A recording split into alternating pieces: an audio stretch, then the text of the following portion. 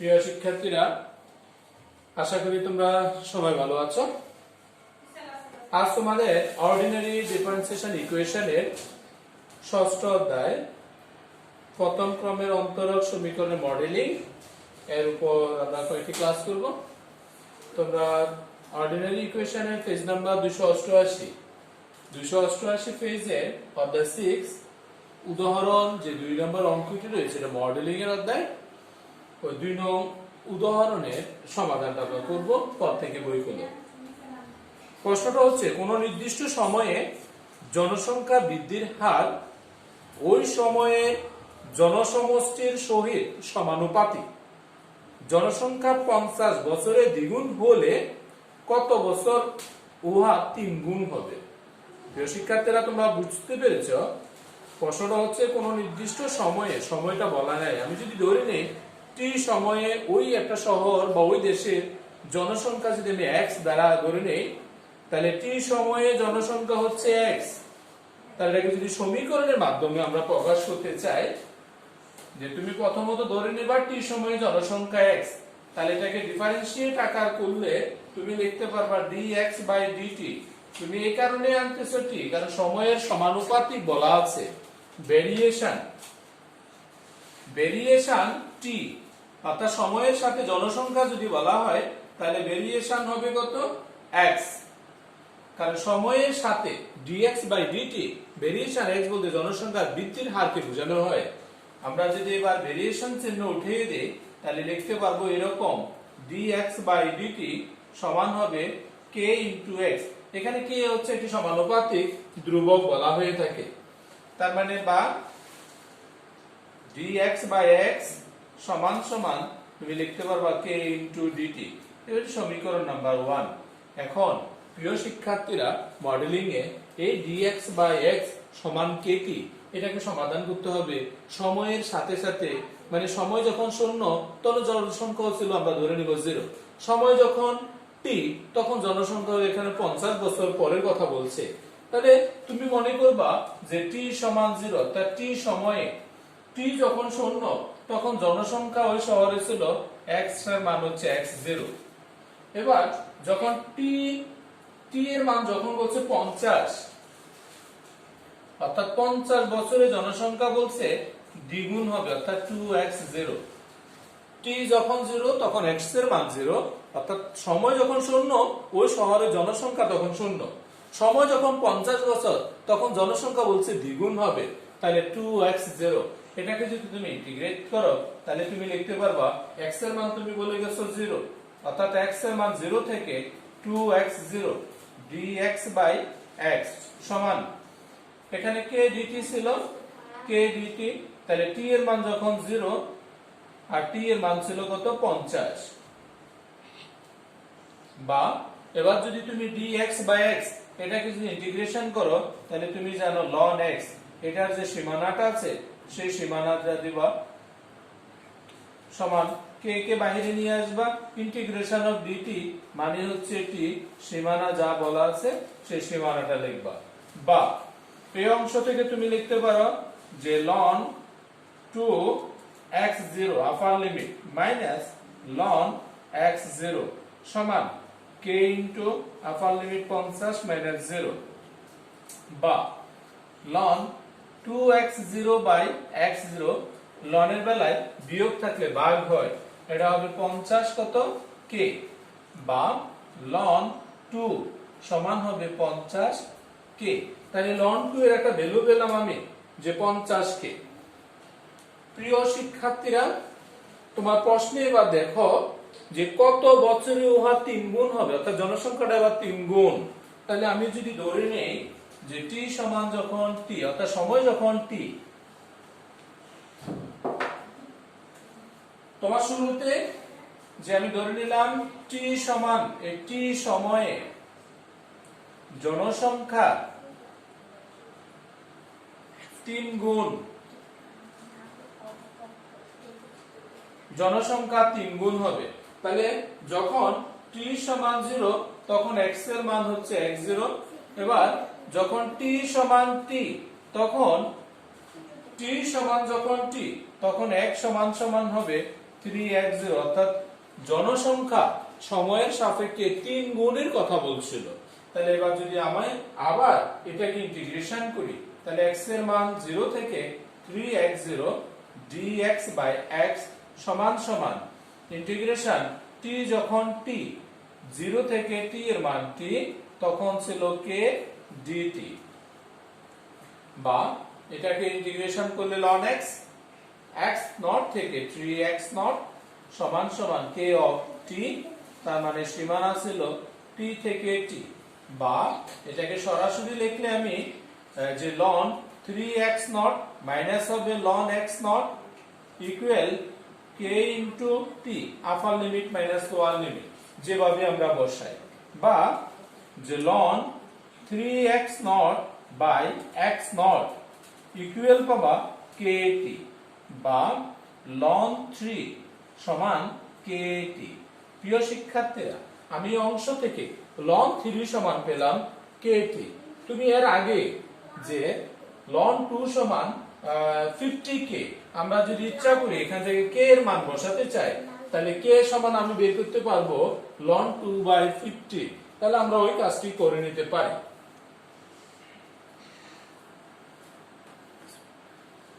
তাহলে প্রিয় শিক্ষার্থীরা, এবার যদি আমি ওই দুই অংশ থেকে একটু সাজিয়ে নিতে চাই, তাহলে তুমি এরকম লিখতে পারবা যে, বা এই অংশ থেকে তুমি যা পেয়েছো kt, অর্থাৎ kt সমান পেয়েছিলা কত ln 3, kt সমান সমান হচ্ছে ln 3, বা এই অংশ থেকে যদি আমরা কাজ করতে চাই, এই অংশ থেকে যদি আমি একটু পরিবর্তন করতে চাই,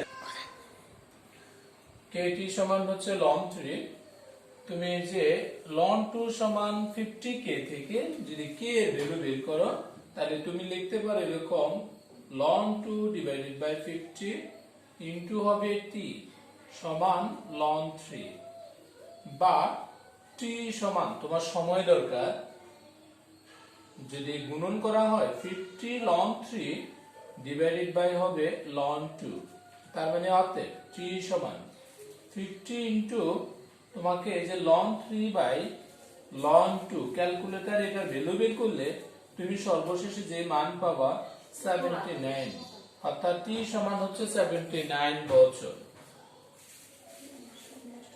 প্রিয় শিক্ষার্থীরা, তাহলে 79 বছরে জনসংখ্যা 3 গুণ হবে।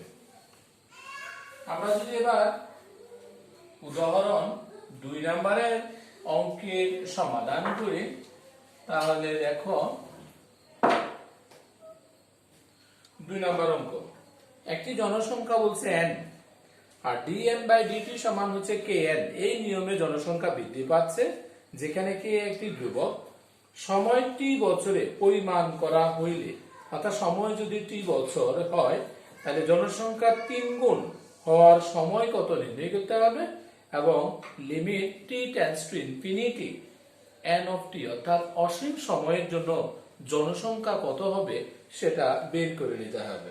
তাহলে আমার অঙ্কের শুরুতে দেওয়া আছে এরকম dn বাই dt সমান হচ্ছে kn। এই অংশ থেকে যদি আমি কাজ করি, তাহলে dn বাই n সমান লিখতে পারবো k অফ dt, এই অংশ। তাহলে এখন আমার সময় দেওয়া আছে এরকম যে t সমান যদি আমি 0 ধরি, t সময় জনসংখ্যা তখন n সমান হচ্ছে n নট বা n0। t যখন 0 সময় তখন জনসংখ্যা ছিল n নট, আর t সমান যখন t ক্যাপিটাল লেটার t তখন জনসংখ্যা হবে বলছে 3 গুণ। তাহলে n সমান হবে তখন n সমান হবে 3 কত n নট। তাহলে সেই ক্ষেত্রে যদি তুমি উদ্দীপকে যে সমীকরণটা আছে সেটাকে যদি ইন্টিগ্রেট করো, তাহলে সময় হচ্ছে n নট থেকে 3n not dn by n সমান ইন্টিগ্রেশন সময় t এর জন্য 0 থেকে capital letter t of k dt, বা এটা হচ্ছে ln n, লিমিট যা দেওয়া আছে n নট থেকে 3n নট সমান k অফ t, তাহলে 0 থেকে ক্যাপিটাল লেটার টি বা ln 3n not by n not সমান হবে k of capital letter T, বা আমি ln 3 সমান k ক্যাপিটাল লেটার টি এই রকমের মান, অর্থাৎ এখান থেকে যদি আমি t এর মান বের করে রাখি তাহলে বের করতে পারবো ln 3 বাই k। আশা করি তোমরা একটুকু পর থেকে বুঝতে পেরেছো। এবার প্রশ্ন হলো যে সময়টি বছরে পরিমাপ করা হলে জনসংখ্যা 3 গুণ হওয়ার সময় কত বের করতে হবে। তাহলে সুতরাং আমরা বলতে পারি t সমান হচ্ছে ln 3 বাই k, অর্থাৎ এত বছর পর জনসংখ্যা 3 গুণ হবে। যেহেতু আমার t সমান আমি ধরে নিয়েছিলাম এখানে যখন t সমান t তখন জনসংখ্যা 3 গুণ হচ্ছে, তার মানে t এর মান যেহেতু ln 3 বাই k, এই এত বছর পর জনসংখ্যা 3 গুণ হবে। এবার t সময়ে জনসংখ্যা যদি n হয়, অর্থাৎ সময় t তখন জনসংখ্যা যদি আমি ধরে নেই n, তাহলে আমি দেখতে পারবো যে কত হতে পারে। যে t সমান n হলে, অর্থাৎ t সময়ে জনসংখ্যা যদি n হয়, সেই ক্ষেত্রে তুমি এটা ইন্টিগ্রেট করলে কত পাবা। তাহলে ইন্টিগ্রেশন যখন t সমান n, তাহলে শুরুতে n নট থেকে n নট থেকে হবে n dn বাই n সমান সমান k ছিল ইন্টিগ্রেশন 0 থেকে তখন t, অর্থাৎ t সমান t ছিল, আর তোমার অঙ্কে ছিল dt বা ln n সীমানা লিখবা n নট থেকে n সমান হবে k অফ t, t হচ্ছে লিমিট 0 থেকে t, বা এই অংশ থেকে তুমি লিখতে পারো ln n by n not সমান হবে kt। প্রিয় শিক্ষার্থীরা, আশা করি তোমরা একটু বুঝতে পেরেছো। বা আমি এটাকে আলাদা করলে ln n মাইনাস হবে ln n নট সমান হবে কত kt। এই অংশ থেকে যদি আমরা আরো কিছু কাজ করে নেই প্রিয় শিক্ষার্থীরা, এই অংশ থেকে তুমি যদি আরো একটু কাজ করে নাও তাহলে তুমি যা লিখতে পারবা, বা ln আকার এখানে আছে কত kt, তুমি যদি ln আকারের কোনো মান নিতে চাও, যেহেতু বাম পাশে ln রয়েছে, ডান পাশেও যদি ln আকার আনতে চাও তাহলে তুমি এই আকারে লিখতে পারবা ln n minus ln n not সমান সমান ln of e to the power kt। তোমরা প্রশ্ন করতে পারো যে আমি কেন ln আকারে নিয়েছি, যেহেতু বাম পক্ষে ln রয়েছে এই জন্য ডান পক্ষেও আমি ln আনলাম। ln of e to the power, অর্থাৎ এটার ভ্যালু হচ্ছে 1, ln e এটা যদি e টু দি পাওয়ার যেটাই থাকুক ln e এটার ভ্যালু আমরা লিখতে পারবো 1, তাহলে যেহেতু 1 ইনটু kt অর্থাৎ হচ্ছে kt, এটা লেখা আর না লেখা দুটোই সমান, কিন্তু ln আকার আছে বিধায় আমি এটাকে ln আকার নিয়ে আসলাম। তাহলে বা তুমি বাম পাশে যদি n এর মান রাখো তাহলে ln n সমান লিখতে পারবা তুমি ln n nought plus ln e to the power কত kt, বা ln n সমান দুটোটা থেকে একটা ln নিলে তুমি লিখতে পারবে n nought e to the power kt, ln উঠে যাবে, তার মানে n সমান সমান হবে n0 বা n nought e to the power kt। তাহলে আমার প্রশ্ন ছিল যে t সমান n সময়ে, t সমান যদি n সমান হয় তাহলে সেই ক্ষেত্রে জনসংখ্যাটা কত হবে n not of e to the power kt। t এর মান যদি আমরা জানাতে পারি তাহলে আমরা বের করতে পারবো t সময় পরে জনসংখ্যার পরিমাণটা কত হবে। তাহলে জনসংখ্যার পরিমাণটা হলো এটা।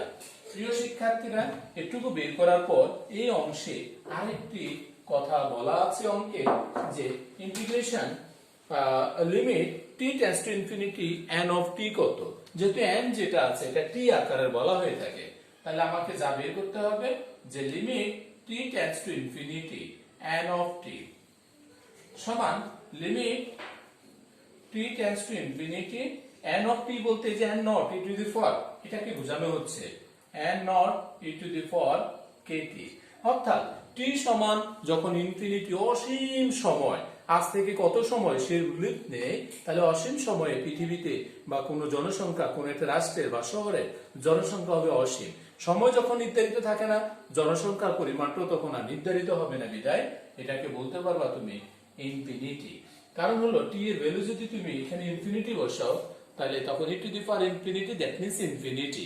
অর্থাৎ টি সময়ে ইনফিনিটি সময়ে অসীম সময়ে জনসংখ্যার বৃদ্ধির হার বা জনসংখ্যাটা হবে কত? অসীম। আশা করি তোমরা 1 নং এবং 2 নং যে মডেলিং, এই মডেলিং এর যে দুটো অঙ্ক রয়েছে, দুটো অঙ্ক পর থেকে বুঝতে পেরেছো এবং খাতায় উঠিয়ে নিয়েছো। ধন্যবাদ সবাইকে।